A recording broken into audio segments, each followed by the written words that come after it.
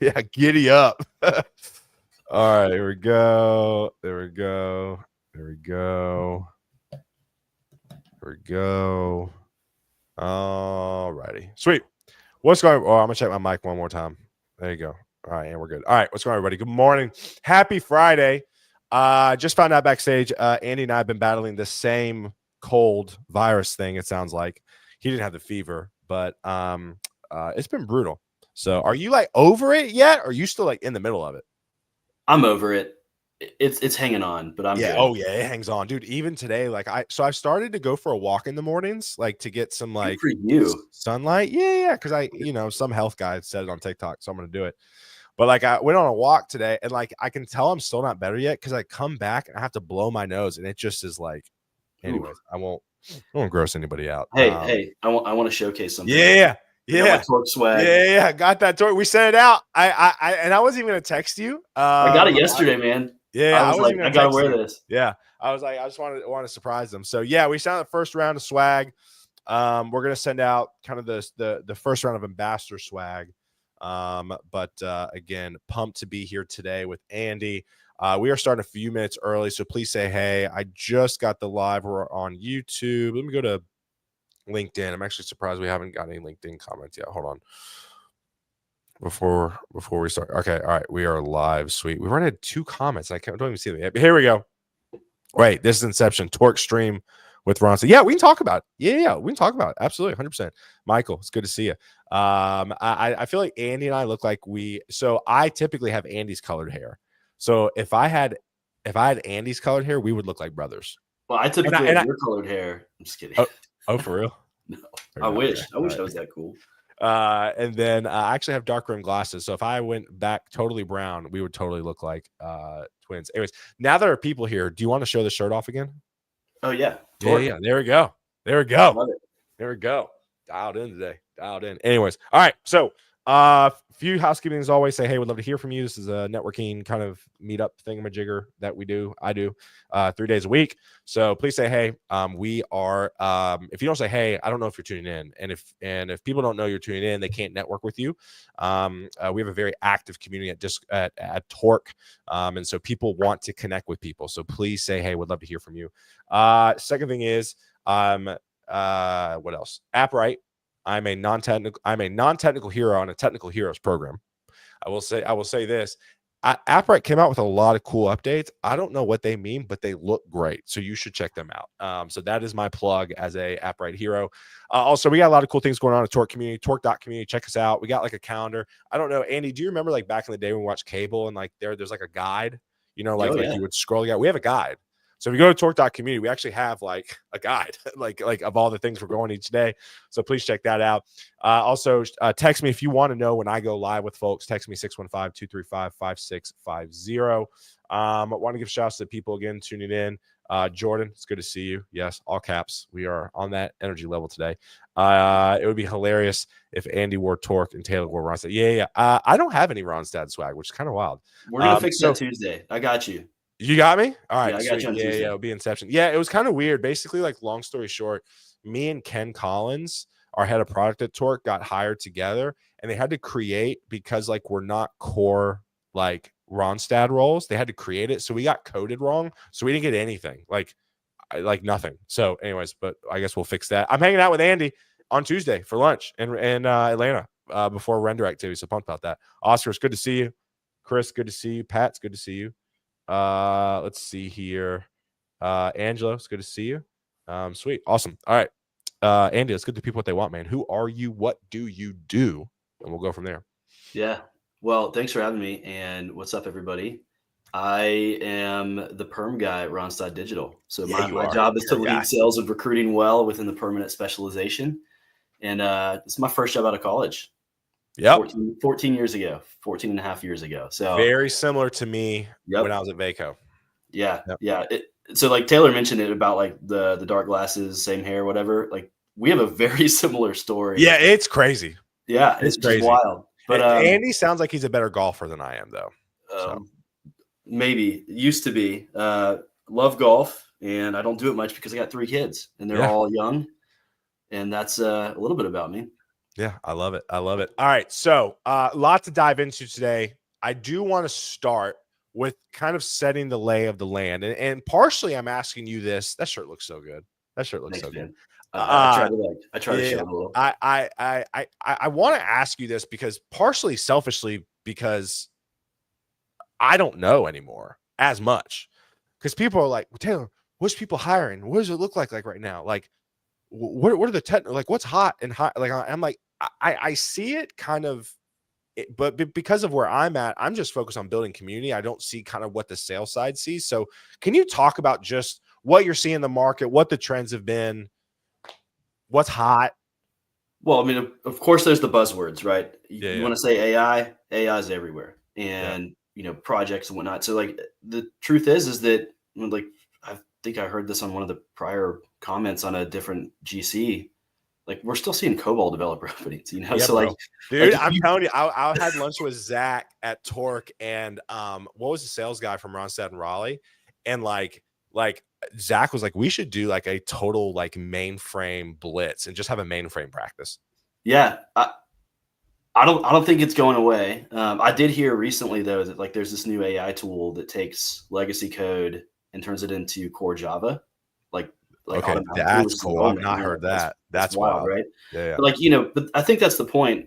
To answer your question, is like, we hear of all the latest, greatest, huge shifts, this and that, but, like, the core skills are still the core skills, and there are company hiring system engineers, network engineers, DevOps, data still. yeah. I heard stuff like, you know, ETL's dead, but it's not, because people are still hiring for it. They have business needs. So, like, I would at least want to encourage everybody that it's not like there's some massive skills transformation that's going to just be like a light switch. I think it's going to be a Correct. gradual curve. But yeah, I mean, gosh, we see everything from, end user support to C-suite. Like, jobs are out there. It's just really difficult to navigate this marketplace.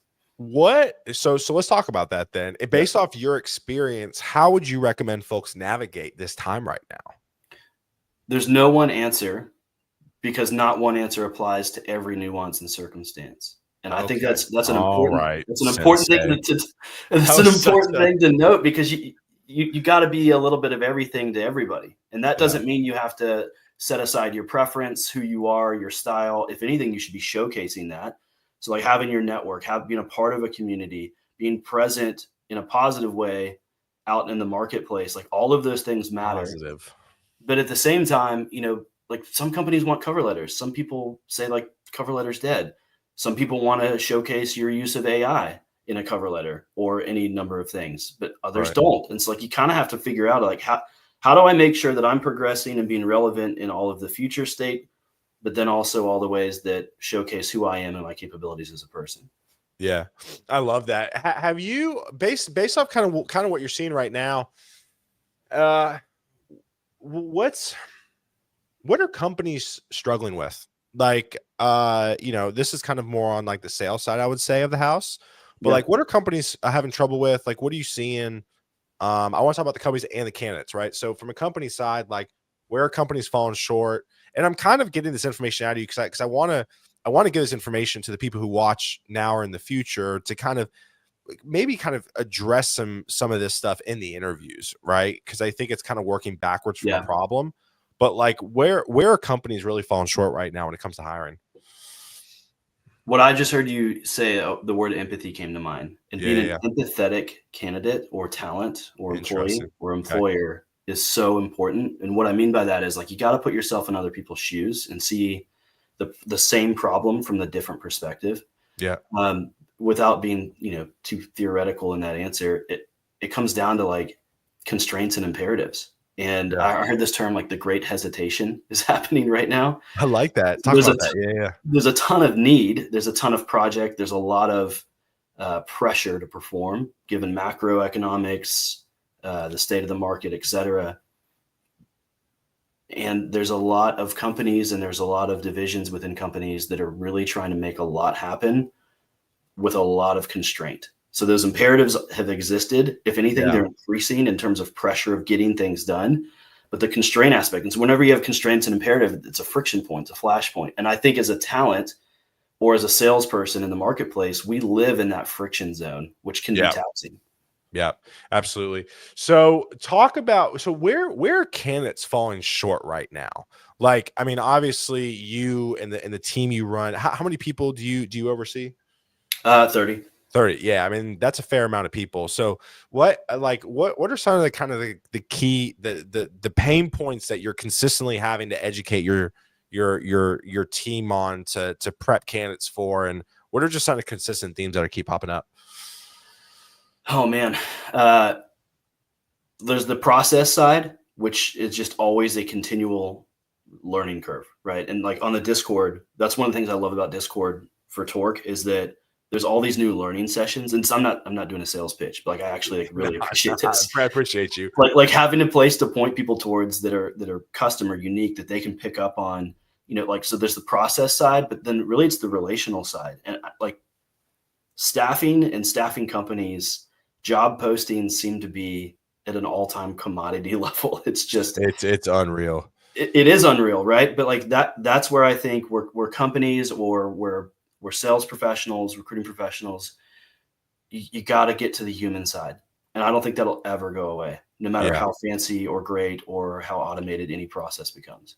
Yeah, absolutely. That human side, investing in that, becoming a great person, being empathetic, showing character and resilience, showing how you've performed, how you've seen a problem or a project outside of just a deliverable, but actually how you've contributed, right? Like those types of things I think really resonate because it's kind of a lost art. Yeah, absolutely. It's just, wait, can Andy see? Oh, Andy's in the Discord, y'all. Andy's in the Discord. I'm all over the Discord. Yeah. Andy's in the Discord. I love that talk. Do people still write terrible resumes? Are people still messing up interviews about not researching companies? Like, what are kind of some tactical, practical stuff that you guys are seeing that you guys are still trying to correct? Yeah, resumes are hard to write. They really are. Like that's why you got to have a community and a resource that can help. And I think that's one of the main like immediate value adds. Like I would go back to my first year, like 2011. Yeah, there was this architect at IBM. And back then it was like you were measured on in-house interviews. I don't know if you remember that, Taylor.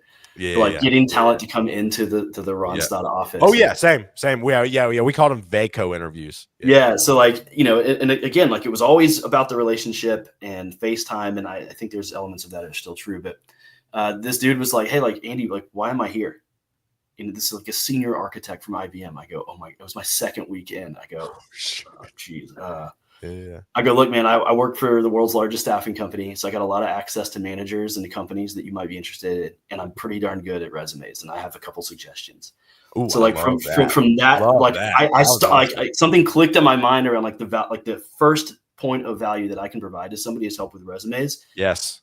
Always get resume review. Take advice. It doesn't mean it's gospel, but it definitely means it's inputs to your mind to become a better resume writer.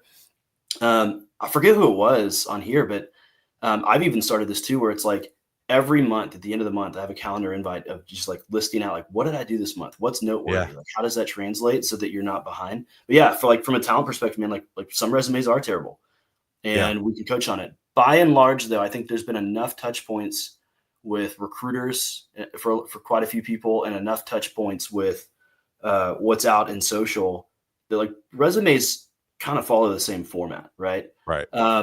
The other big gap is just there's a mindset behind interacting with staffing companies or recruiters or talent acquisition. Yeah, talk about that. It could take you real negative, or you can see it for what it is, as a important and validating part or an advocacy part of the job hunt, right? And so there's going to be bad interactions because there are people that just skim the surface on anything in life 100%.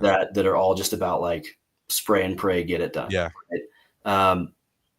I think any of us, if we're honest within the staffing world, have been there and done that. Yeah. And if we're not thinking enough about how does this impact people, what is the customer experience like, you really got to be able to go deeper than surface level and find the recruiters that are like that, because they're open to feedback. They're open to honesty about, hey, how was this interaction? Or, hey, you know what, like, could you please do this better? there's a lot of really good people out in the industry that will respond to that. I have been Barrett, it's good to see you, brother. Yeah, and then I'm down. We'll bring Andy on to roast some resumes in the Torque Discord. That'll be sick. I've always been very bullish on agency recruiters as one of the cornerstones of your job search. Yep. I'm obviously very biased because I've been one, but I've seen the impact of what good recruiters look like. Now, the argument is, well, I can't find good recruiters. Why do you think I have this show, and why do you think I bring on folks like Andy and Jordan and some of the folks at Vaco? There are great people still at Vaco, right? And they're great people. I literally have a email chain of, if I get a candidate locally in Nashville, I send them out to all the recruiters I used to go up against. Like we are the cornerstone. We should be a cornerstone of your job search, because it's like Andy said, we can tell you resumes. I would argue that agency recruiters are the best resume writers, hands down. We could tell you how to edit your LinkedIn.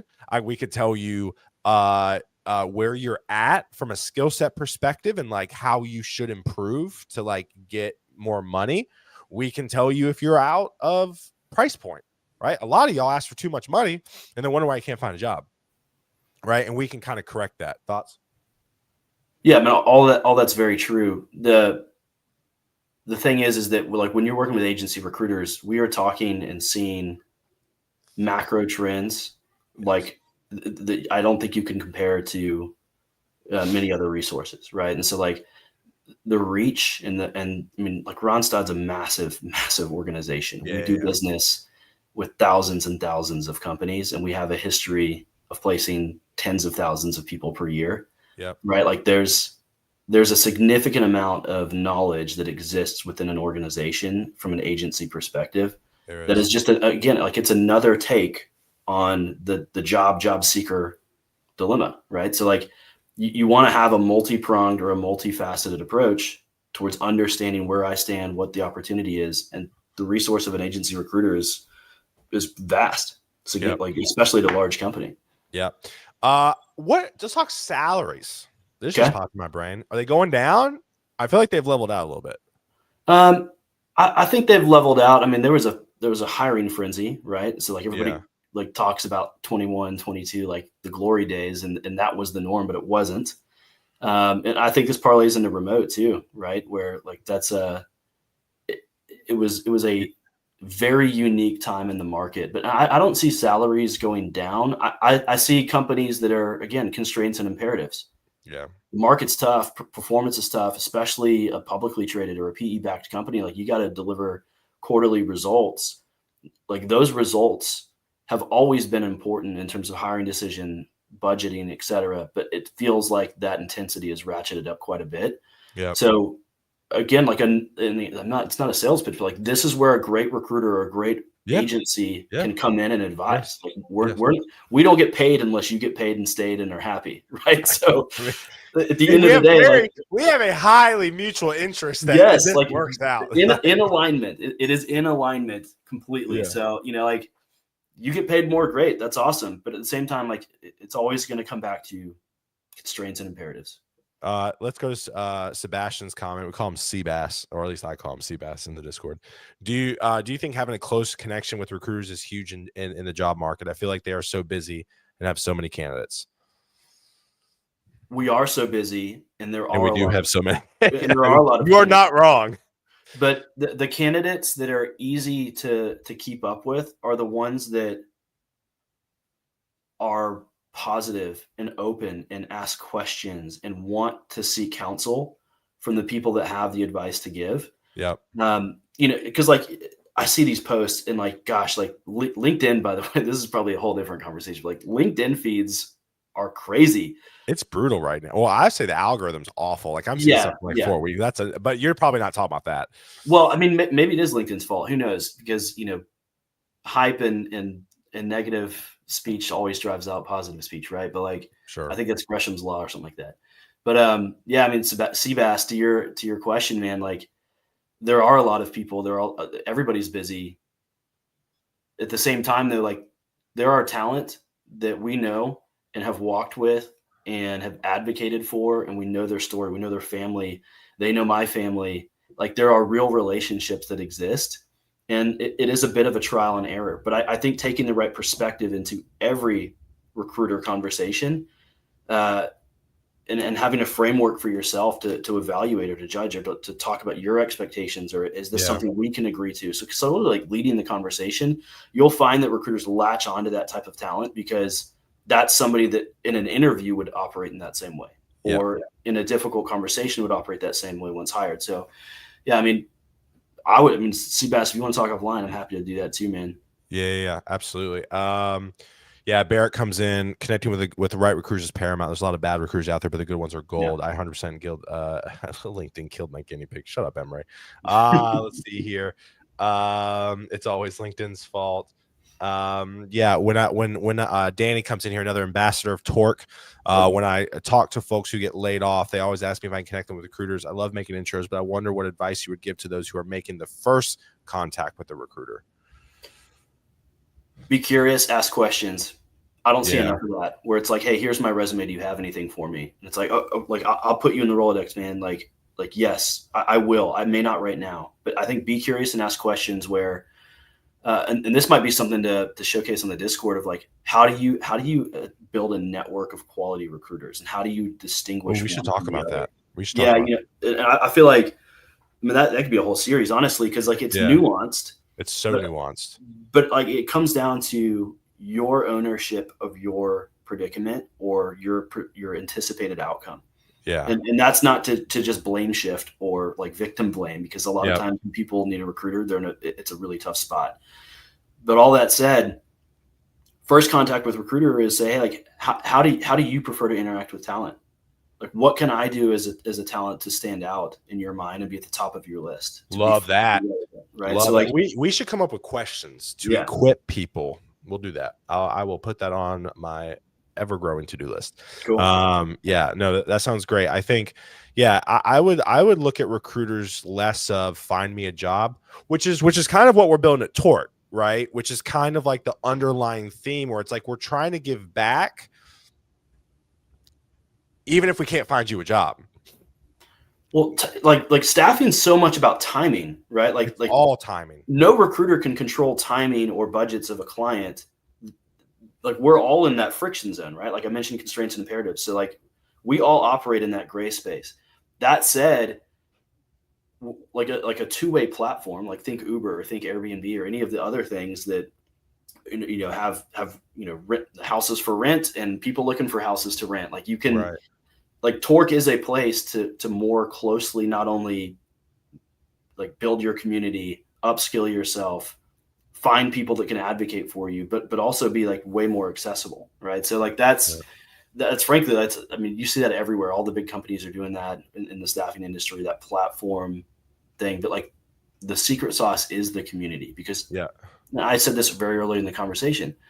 All the technology in the world might speed up a process or make things more efficient, but it will never replace a human helping a human, or the need to be like, I'm really discouraged today. I got to talk to somebody. Or does anybody else see this? Like that cannot be replaced. No, cannot be replaced. Let me kind of pivot the conversation a little bit. Obviously you've been at Randstad for a very long time. Folks like Andy are a unicorn.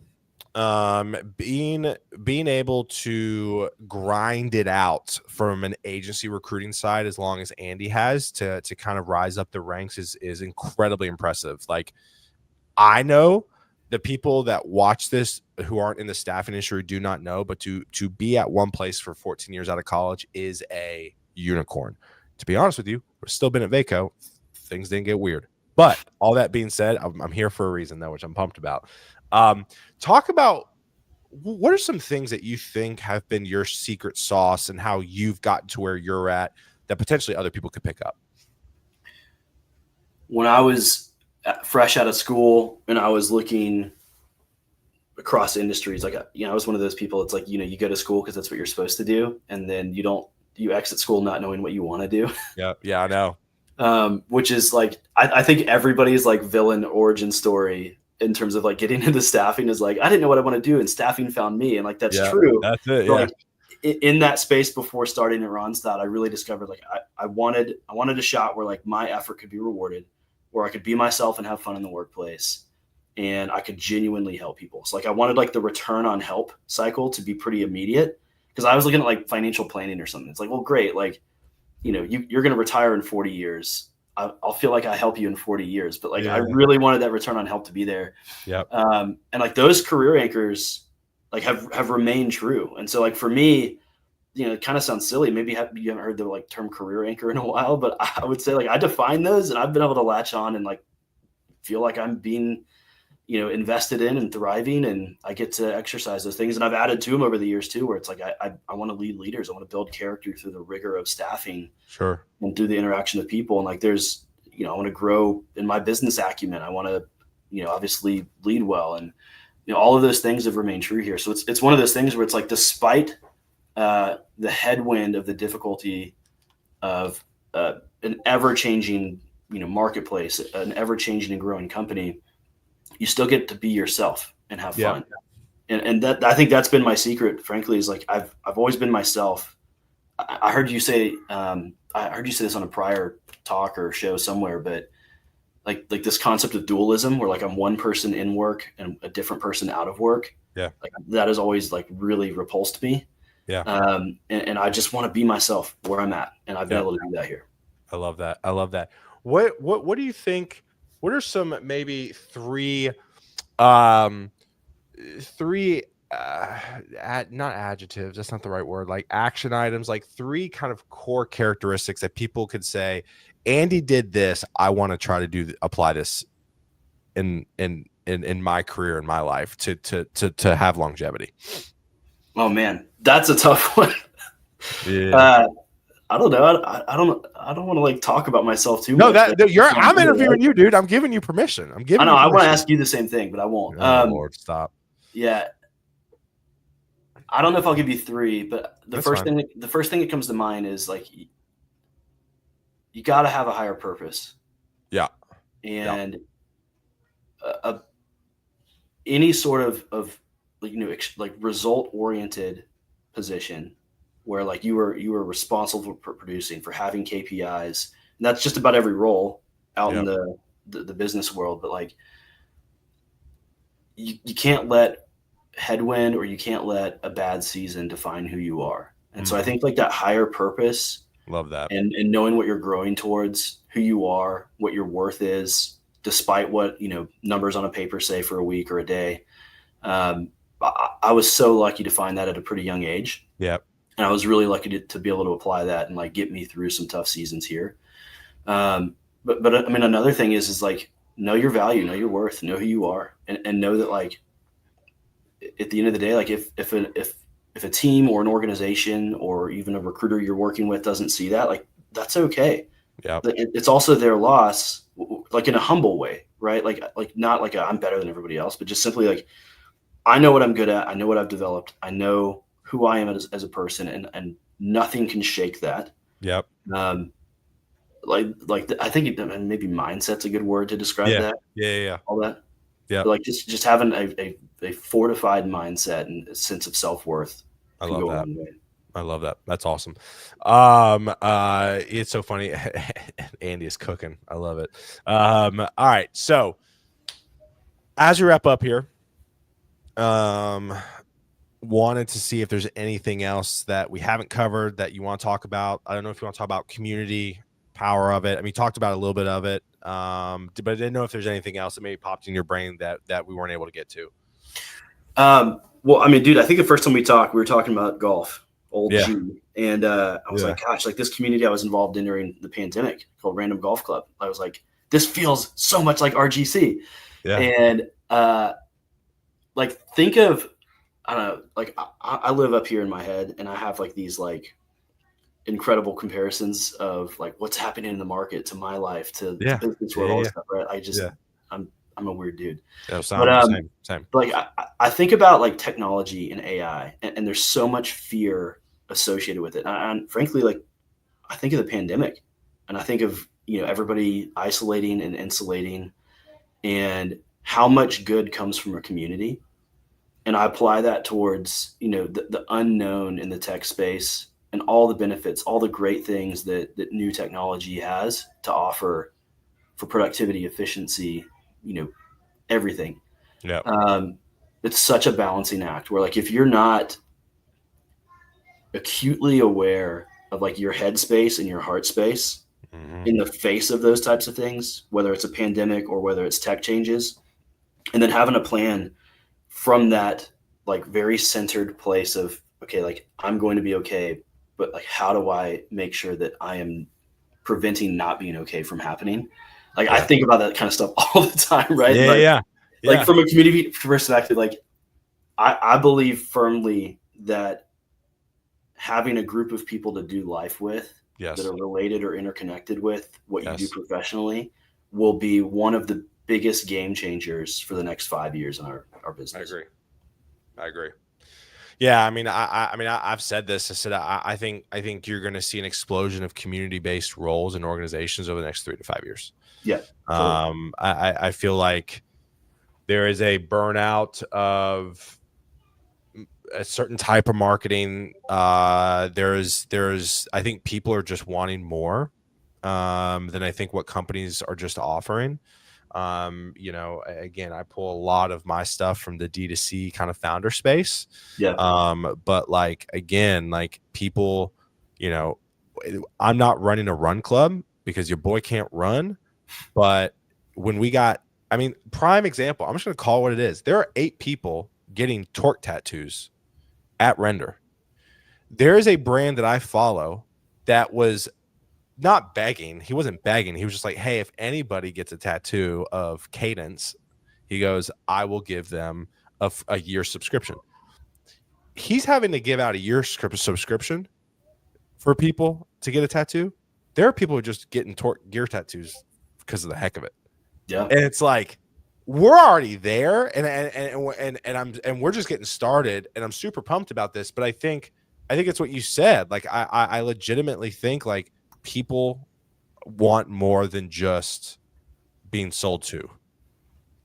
So well, yeah, I mean, like there's a time and place because like you have a need or a want and you need to get something done. Sure. But like it's kind of like how do you put words around the things that like you can't really define, like like a feeling or a sense of belonging or and like how do you measure that, right? Like as an organization, like sometimes it just comes down to trust and to time with people and to the quality of relationship, and like those things will never change, and like I would tell anybody too, like if you are feeling isolated or insulated because of where you find yourself in the job market, be open, be vulnerable. Like all leadership starts from a place of vulnerability. Love that. And I think there's so much good that comes from people doing life with other people. That's irreplaceable. Love it. That was awesome. That sure is a banger. I'm assuming you meant which one? Which one? Mine? Yeah, which one? Yeah. All right. So wrap up here. Because now I'm off. Believe it or not that y'all care, I'm gonna say it anyways. I'm off to have coffee with a buddy I used to play in a band with who runs back of house for Dan and Shay, like the artist. And he like runs a recording studio. I have not seen him since we have had kids, and he's got one kid with the second one on the way. And we both grew up and we went to church together when we were in the 5th grade. So anyways, that is crazy. We're having coffee. Anyways, all that being said, first question, tea or coffee? Coffee. Hot or cold? Hot. God, really? Dude, I knew the question was coming. Do not shame me for this. No, I think it's awful. It's just, it's hot. It like blows in your face. It just is. Are you sweating? Drinking hot coffee and 90 degrees outside in Atlanta? Awful. Don't change something that's not broken, Taylor. It's awful. It is broken. It makes me sweat. I don't want to sweat when I have liquids. Anyway, all right. I love that you came prepared. I love that. Yeah. Next, at least you didn't say Pepsi like Pat did the other day. Did you listen to that episode? Pat Clark. I was like coffee or tea, and he goes Pepsi, and I was like the whole chat just like went off. I mean, you know what? Like, you do you. Yeah. I love it. Next question. you're not in tech, but I do want to give you the opportunity to give shout out to other coworkers who are doing really cool stuff at Randstad. Oh man. Randstad's changed quite a bit from like your traditional geographic based staffing model. Which I think is smart, by the way. Oh, totally. I agree. Like specialization and relevancy and like being embedded in an actual partner with different companies is amazing. Yep. And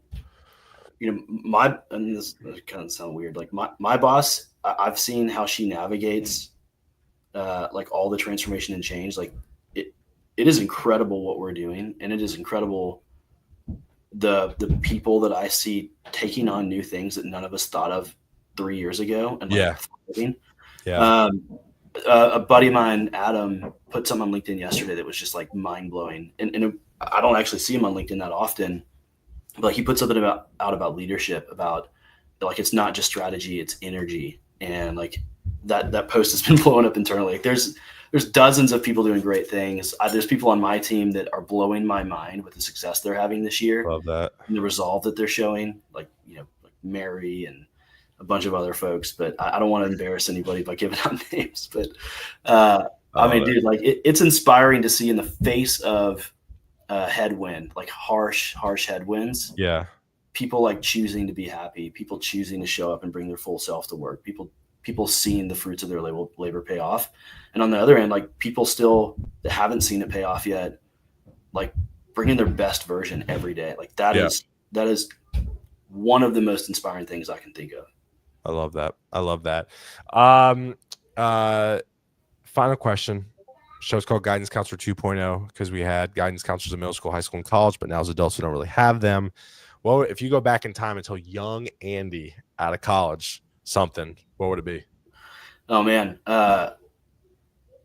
All the financial advice that you think you have in your head doesn't help you if it stays in your head.